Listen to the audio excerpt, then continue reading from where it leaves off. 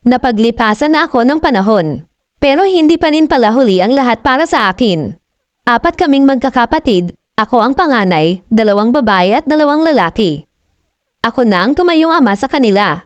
Kaya kami ng nanay ko ang nagtulungan para sa mga kapatid ko. Ibibigay ko ang best ko para sa pamilya ko. Sa akin wala naman problema dahil mahal ko sila.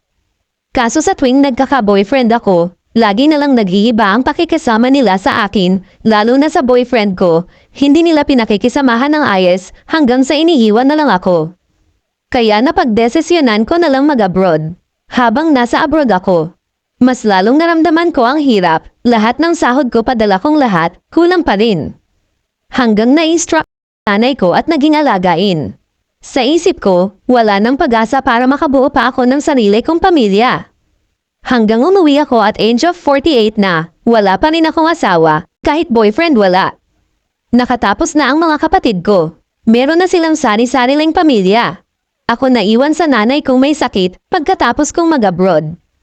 Umuwi naman ako para iwan nila sa nanay ko.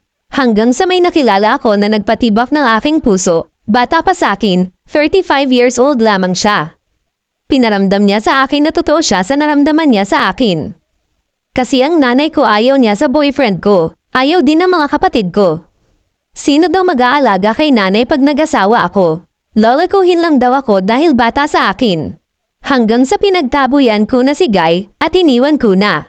Pero pinakita niya talaga na mahal niya ako. Ipinaglaban niya ako at ayaw niya tumigil na suyuin ako. Hintayin daw niya ako kung kailan ako magiging handa.